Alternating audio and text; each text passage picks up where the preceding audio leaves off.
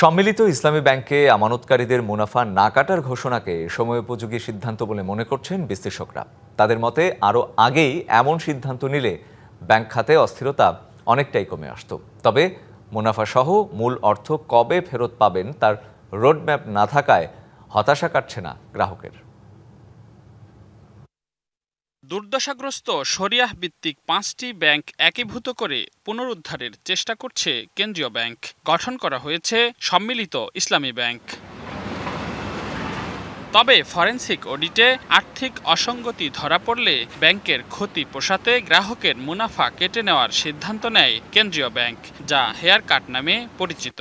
তার আমানতে ফিরিয়ে দিতে পারছে। এখন গ্রাহকের আপত্তি ও আন্দোলনের মুখে হেয়ার কাট বাতিলের সিদ্ধান্ত নেয় সরকার। বুধবার সংসদে অর্থমন্ত্রী আমির খসরু মাহমুদ চৌধুরী জানান, প্রায় ৭৫ লাখ গ্রাহক দুর্দশাগ্রস্ত 5 ব্যাংকের আটকে থাকা আমানত মুনাফা সহ ফেরত পাবেন। তবে ব্যাংকগুলো সংকটে থাকায় তা দিতে সময় লাগবে। হেয়ার কাট হবে না, হেয়ার কাট তো বাদ যাবে। সরকারের এমন ঘোষণাকে আমানতকারীদের জন্য ইতিবাচক বলে মনে করেন বিশ্লেষকরা। তাদের মতে লুটকারীদেরকেও দ্রুত শাস্তির আওতায় আনা উচিত। মজুব বিরাট কারবার, জিতে নাও ফ্যামিলি কার, স্পোর্টস বাইক ছাড়াও লক্ষ লক্ষ নিশ্চিত গিফট।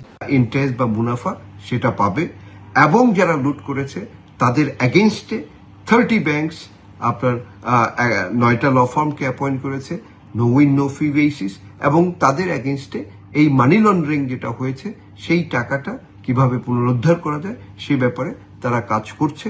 সাথে সাথে 11টা কেসেস ভেরি প্রায়োরিটি বেসিস বাংলাদেশে অলরেডি সেটার খুব ভালোভাবে কুইক ডিসপোজালের জন্য এক্সপেডাইট করা হচ্ছে, যেটা ফাইন্যান্স মিনিস্টার বলেছে। তবে গ্রাহকের আমানত ফেরত দেওয়ার রোডম্যাপ থাকা উচিত ছিল বলে মনে করেন বিশ্লেষকরা। অভিনন্দনযোগ্য ওটা প্রস্তাব, আমি এটাকে স্বাগত জানাই। তবে আমার প্রশ্ন হলো যে অর্থমন্ত্রী মহোদয় তো বলেছেন, কিন্তু কবে নাগাদ এই টাকাটা দিবেন ফেরত? এটা কি আমাদের বা ডিপোজিটারদের জীবদ্দশায় ফেরত পাওয়ার সম্ভাবনা আদৌ আছে কিনা, সেটা নিয়ে আমার প্রশ্ন।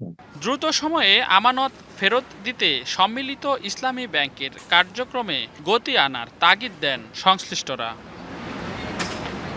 রেদওয়ানুল হক, ডিবিসি নিউজ, ঢাকা।